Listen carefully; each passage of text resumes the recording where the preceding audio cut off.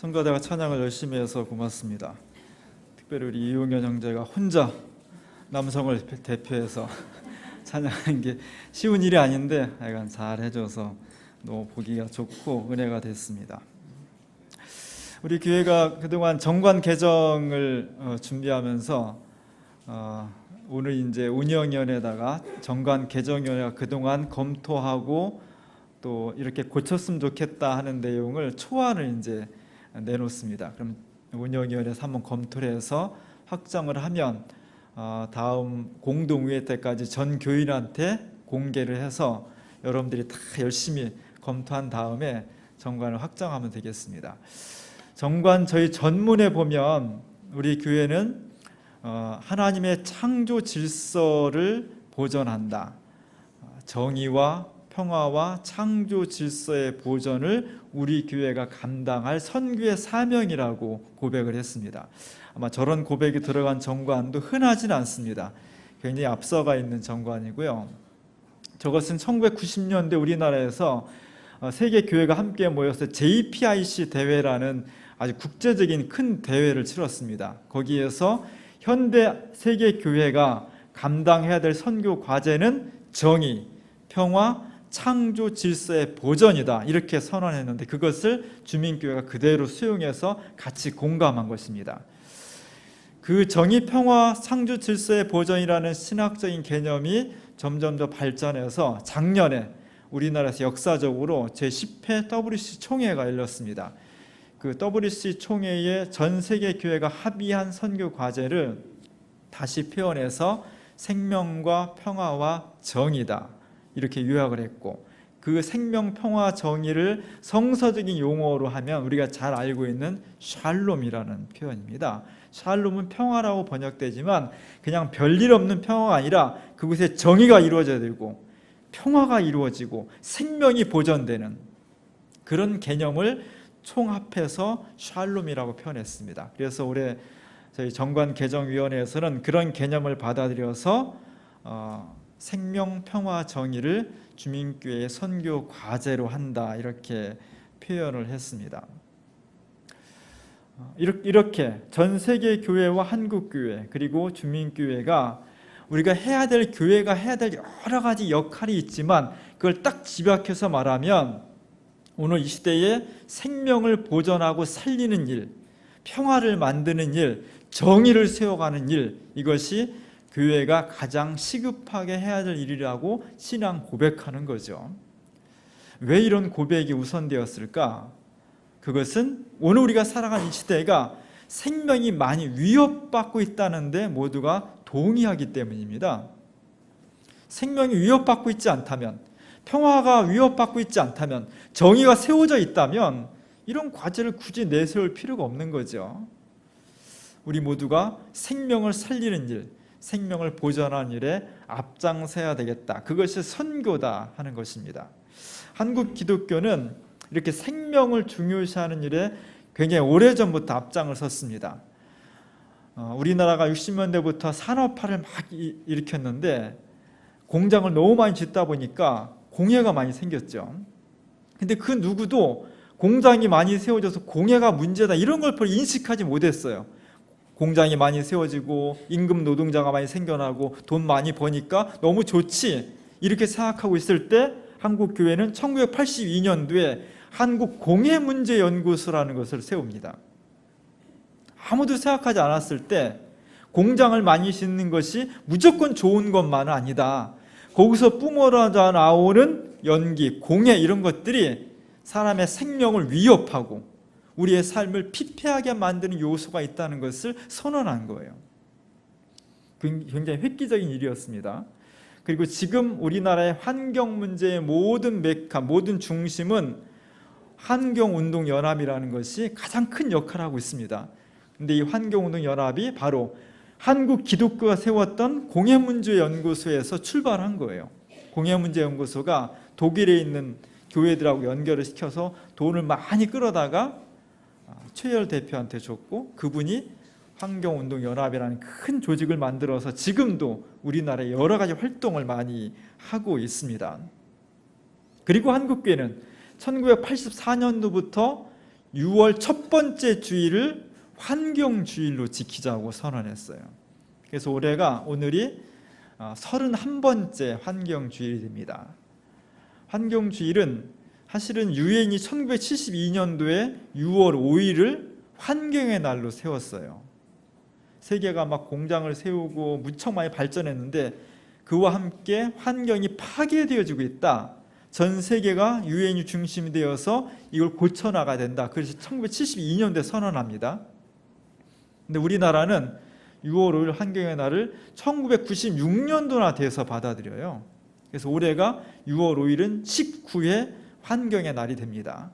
그보다 훨씬 이전에 한국교회가 1984년부터 환경주의를 지켰다는 것은 환경, 생명 이런 분야에 있어서 한국교회가 굉장히 앞서갔고 먼저 이 중요성을 인식했다는 굉장히 중요한 의미가 담겨져 있습니다. 그 핵심은 생명이 이 시대의 최고의 가치라는 거죠.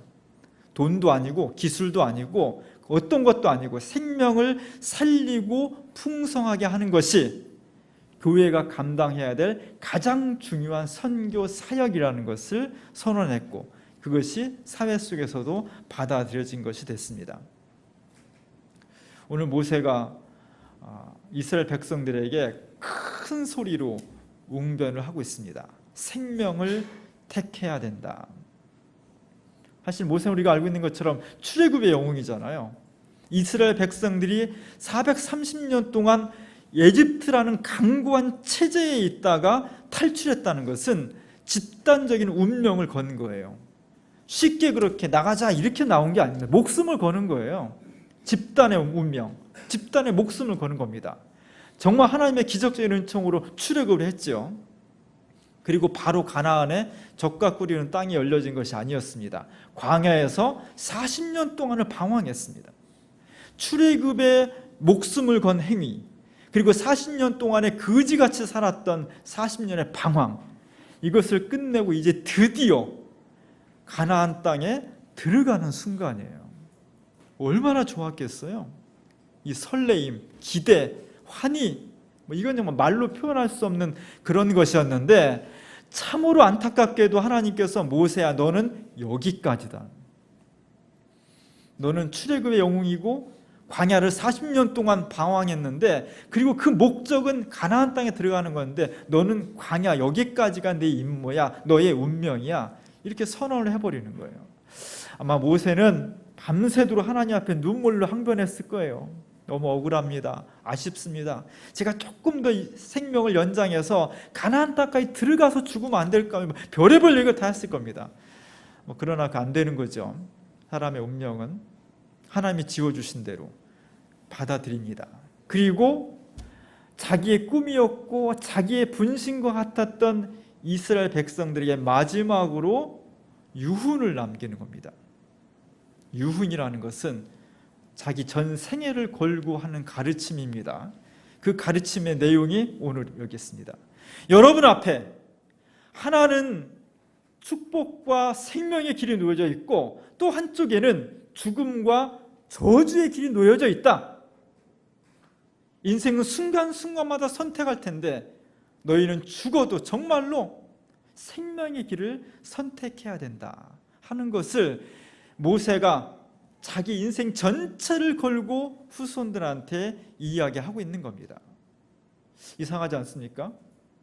죽음의 자리인 애굽 땅, 방황하던 40년 광야의 땅, 이제 그걸 마치고 젖과 꿀이 흐르는 정말 그렇게 간절히 원했던 가나안 땅에 들어가는데 참 더 걱정스러운 말을 하고 있는 거예요. 가나안 땅은 풍요로운 땅인데 사실 모세는 그게 염려되었던 겁니다. 사람이 힘들고 어려울 때 하나님을 찾는데 편안해지고 풍족해지고 즐거움이 많아지면 하나님을 찾지 않더라는 거죠. 옛날에 신도시 막 수용하고 그럴 때 평생 농사짓던 사람들, 땅 얼만큼 가지고 농사짓던 사람들, 풍요롭진 않았지만 집안 식구끼리 알콩달콩 이렇게 우애 있게 잘 살았어요. 근데 갑자기 보상금이 나와서 50억, 100억 이렇게 보상금이 나와서 야 잘됐다 우리 행복하게 살자 이렇게 될 것 같은데 그 다음부터 싸움이 나고 의가 갈라지고 어떤 집은 막 칼부림 나고 이런 집이 많았습니다. 풍요, 쾌락이라는 것은 즐거울 것 같지만 그것 때문에 인간 앞에 죄가 되는 경우가 많았던 겁니다. 모세는 그걸 알았던 겁니다. 그래서 너희가 가나안 땅에 들어가면 너무 좋은데 그것이 반드시 너희에게 좋게만 되지는 않을 거다. 그것 때문에 오히려 죄에 빠지고 죽음에 빠지고 너희가 하나님을 더 찾지 않을 것이다. 그것은 죽음의 길이라는 거죠.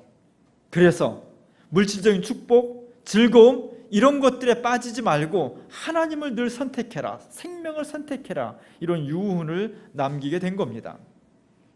오늘 우리 앞에도 이런 선택이 날마다 놓여지게 됩니다. 풍요로움, 즐거움, 신나고 재밌고 많은 사람들이 이 길로 가는 겁니다. 넓은 길이죠. 자기 소신이 없으면 남들 다 그렇게 가니까 나도 그냥 쓸려가는 거예요.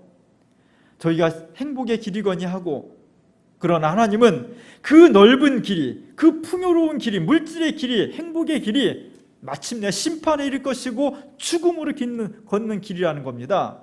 오히려 좁은 길, 험한 길, 그래서 별로 안 가는 길, 십자가의 고난의 길, 그 길이야말로 하나님께서 원하시는 생명의 길이고 축복의 길이고 은총의 길이라는 것을 잊어버리지 말라는 겁니다. 기독교인은 단편적으로 말하면 세상과 거꾸로 가는 거예요. 사람들이 다 이 길을 선택하는데 기독교인은 반대길을 선택하는 겁니다. 사람들이 다 풍요로운 길을 선택하는데 우리는 십자가 길을 선택하는 겁니다. 왜냐하면 십자가 끝에 부활과 영생이 있다는 믿음이 있기 때문입니다. 우리는 그 길을 선택해야 될 사람들입니다. 오늘 이 시대에 우리가 생명의 길을 선택한다는 것, 첫 번째로 생명의 길은 이 시대에 사람을 목적으로 선택하는 겁니다. 사람이 목적이 되는, 생명이 가치가 되는, 수단이 아니라 목적이 되는 사회를 살아가는 것, 그런 사회를 만드는 것, 그것이 생명의 첫 번째 길입니다. 우리가 세월호 사고를 통해서 우리 사회 전체가 아주 총체적으로 부패했다는 것을 경험을 했습니다.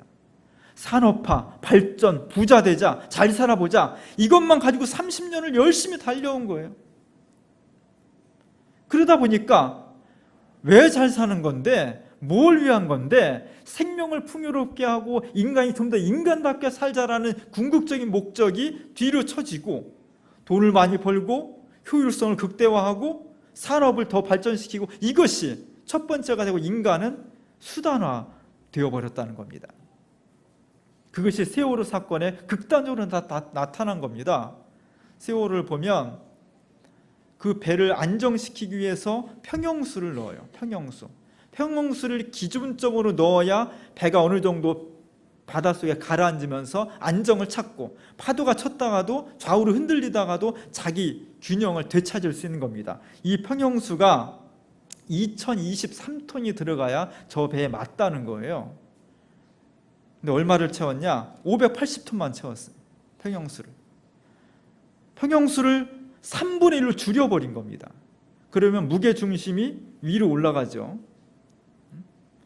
이게 체격이 땅땅하고 키가 작은 사람은 좀 불리하긴 하지만 잘 안 넘어집니다. 근데 키가 크고 이 꺽다리가 또 호려는 사람은 잘 넘어져요.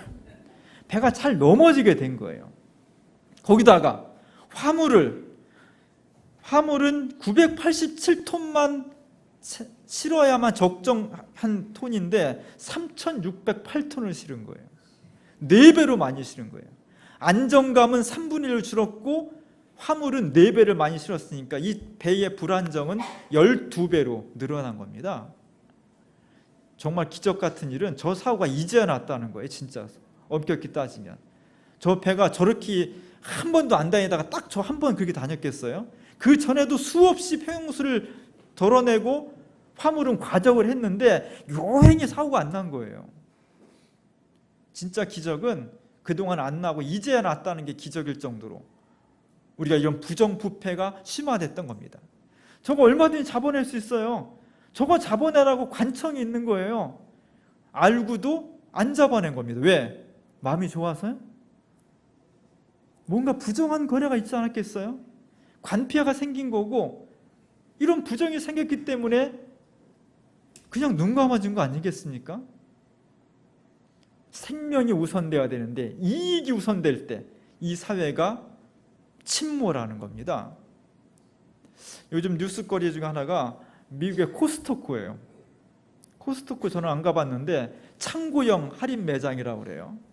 코스트코는 최근에 미국에서 수많은 기업들 중에서 그 직원들한테 직원 만족도를 조사했어요. 직원의 대우, 직원의 어떤 그 근무 환경 만족도. 이 회사가 88%가 만족한다고 대답을 했어요. 우리가 잘 알고 있는 월마트는 54%예요. 저 회사의 한 시간당 시급이 15달러 20센트예요. 월마트는 9.37달러예요. 거의 2분의 1 이상이 높습니다. 그러니까 저 회사가 전국 미국의 수많은 회사 중에서 두 번째를 기록했어요. 만족도가. 1등은 어디냐? 구글이에요. 구글. 3등은 페이스북이에요. 구글, 페이스 이런 회사는 첨단 IT 회사고요. 직원 1인당 평균 임금이 수억 원대를 호가하는데요. 그 집이나 근무 환경, 음식 이런 게 초호화파로 나오는 데입니다. 거기에 비하면 여기는 그렇게까지 안 돼요. 얼마 코스트코에서 이 계산기 일하는 사람이 수억 원대 받겠어요. 그런데도 만족도가 구글하고 별로 차이가 없었다는 거예요. 왜 그런 거 봤더니 이 회사가 사람 중심의 경영을 했다는 거예요. 60세 된 이 직원이 있는데 연봉이 5,400만 원이래요. 26년 동안 일했는데 자기는 한 번도 이 회사 잘릴 거라는 걱정을 안 했다는 거예요. 안 자른다는 거예요.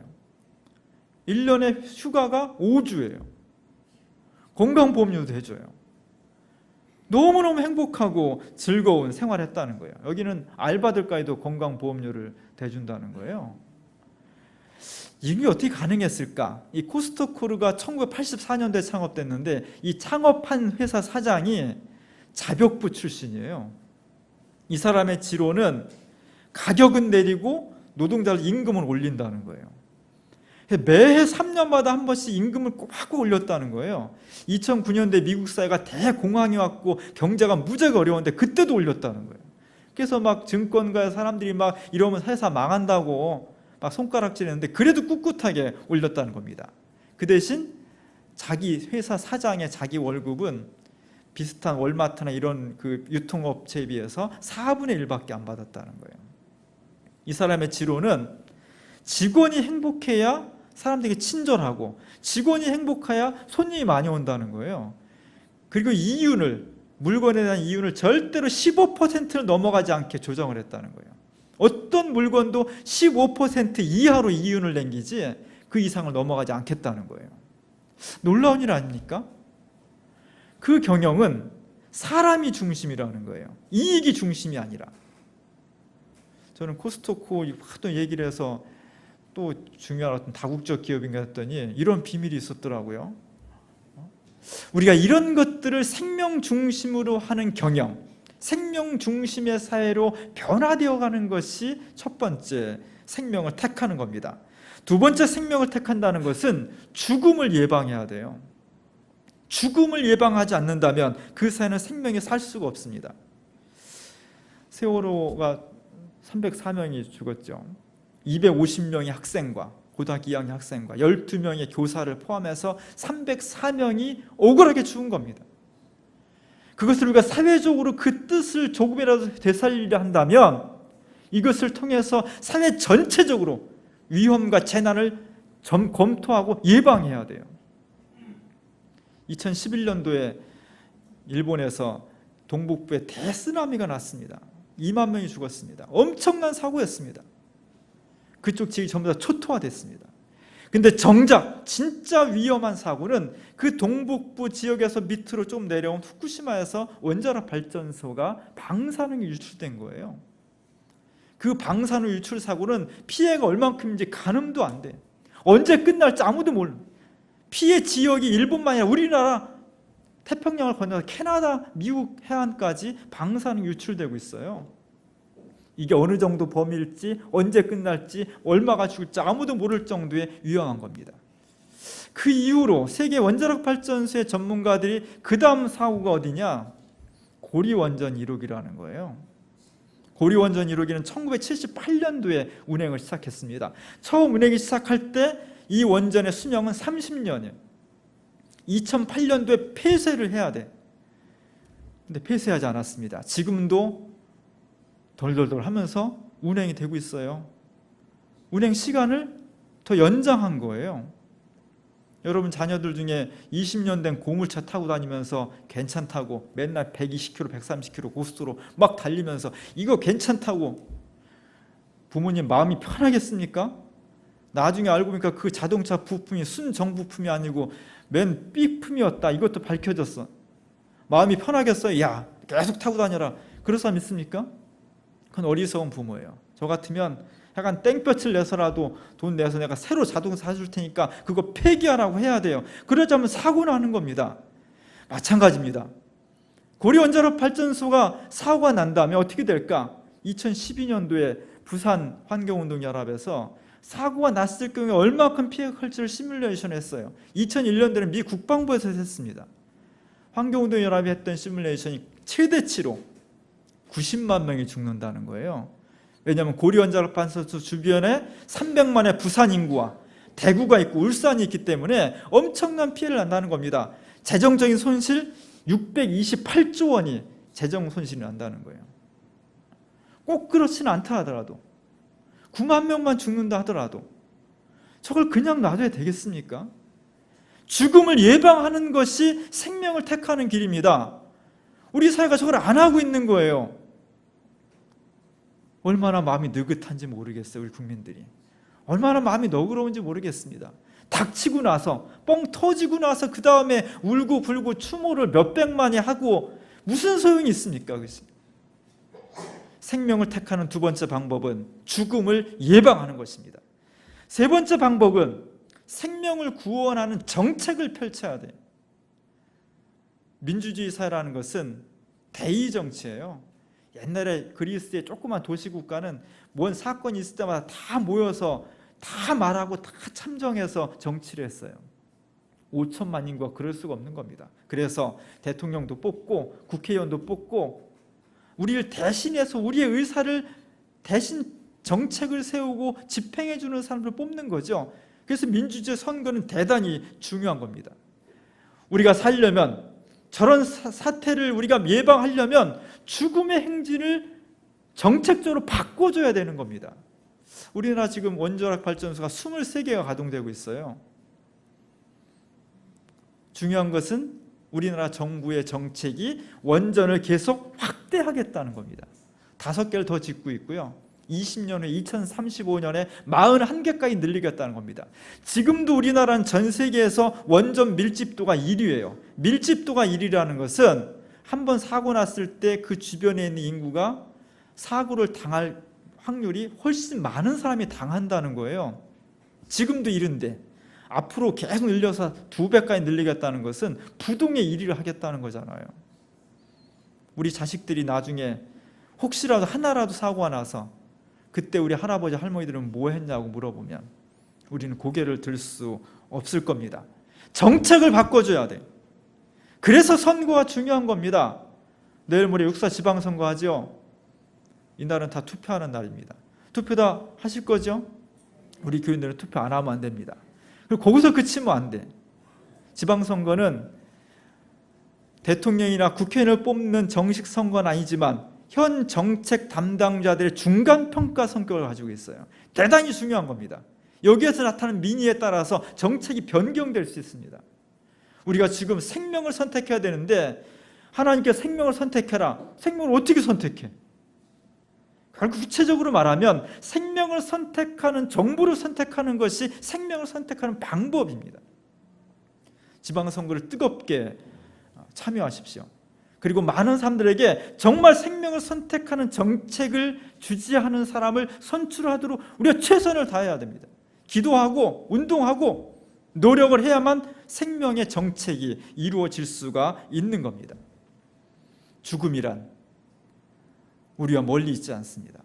제가 주보 그림으로 구스타프 클림트의 죽음과 삶이라는 그림을 실었습니다. 저 그림은 사실 1910년도에 그렸던 그림인데 처음에 그렸을 때는 클림트가 좋아하는 황금색으로 바탕을 다 칠했어요. 클림트는 황금색에 심취해 있거든요. 근데 5년 후에 저 그림을 개작하면서 바탕을 진녹색으로 바꿔버렸습니다. 황금색의 배경과 진녹색의 배경은 전혀 느낌이 다른 거죠. 진녹색의 배경은 뭔가 어두운 죽음의 그림자가 짙게 배어져 나옵니다. 제목처럼 죽음과 삶이에요. 죽음은 왼편에 있는 게 죽음입니다. 죽음이 지금 옷을 입고 있죠. 옷에 십자가가 그려져 있습니다. 예수님의 십자가가 아니고 공동무지의 십자가예요. 그리고 죽음은 해고를 하고 있습니다. 그리고 한쪽 편에는 삶이 있습니다. 그 삶에는 아기를 낳은 어머니, 아기, 소녀, 할머니, 그리고 젊은 남녀, 이런 사람들이 어우러져 있어요. 한 군상을 이루고 있습니다. 죽음 저편에 삶이 한 군상을 이루고 있습니다. 근데 어머니나 아기나 내 옆에 바로 죽음이 나를 뚫어지게 응시하고 있다는 것을 못 느끼는 거죠. 나하고 죽음과 멀다고 생각해. 그러나 우리가 인식하든 인식하지 못하든 죽음은 우리를 뚫어지게 쳐다보고 있으며 그 죽음으로부터 누구도 예외일 수 없다는 것. 화가는 저 죽음의 시선이 딱 맞닿는 곳에 어린아이를 뒀어요. 인간은 태어나면서부터 생명과 함께 죽음을 동시에 간직하고 있다는 것. 죽음은 우리가 살아가는 동안 어느 순간에 나이 먹은 분들에게 하면 자동적으로 순차적으로 오는 것이 아니라 시간에 관계없이 누구에게나 갑자기 들이닥칠 수 있다는 것. 우리가 이것을 인식해야 됩니다. 자연적인 죽음은 덜 억울하지만 사고에 의한 죽음은 한이 서리는 거예요. 오늘 하나님께서 우리에게 모세를 통해서 너희가 생명을 택해라, 죽음을 택하지 말아라, 생명을 택해라. 하나님 말씀을 듣고 그 말씀에 따라서 하나님 중심으로 살아갈 때 우리가 생명을, 정의를, 평화를 이룰 수 있다는 것입니다. 오늘 우리 시대는 죽음의 시대입니다. 우리가 느끼지 못해서 그렇지 저 죽음의 해골의 모습을 가지고 우리를 뚫어지게 쳐다보고 있음에도 불구하고 우리는 마치 아무 일도 없다는 듯이 또다시 물질의 풍요의 쾌락에 우리의 영혼을 빼앗기고 있는 죽음의 시대입니다. 그래서 오늘 모세가 목이 터져라 외치는 이 음성이 우리의 가슴 속에 남는 겁니다. 죽음이 아니라 생명을 택해야 된다고. 우리가 생명을 택함으로써 우리의 삶이 진정 생명에 이를 수 있기를 원합니다. 우리가 생명을 택함으로써 우리의 후손들에게 죽음의 세상이 아니라 생명의 세상을 물려줄 수 있기를 원합니다. 생명을 택하고 생명에 이를 수 있는 우리 주민교회 우리 모두가 될 수 있기를 주의 이름으로 간절히 축원합니다. 기도하겠습니다. 주님, 죽음의 시대입니다. 우리가 태어날 때부터 죽음이 우리를 응시하고 있고 우리의 삶의 순간순간마다 수많은 재난과 위험들이, 부정들이 우리의 생명을 위협하고 있습니다. 이 시대는 우리의 영혼을 물질에 빼앗겨, 쾌락에 빼앗겨 자기도 모르게 죽음에 끌려가고 있습니다. 우리를 긍휼히 여겨주시옵소서.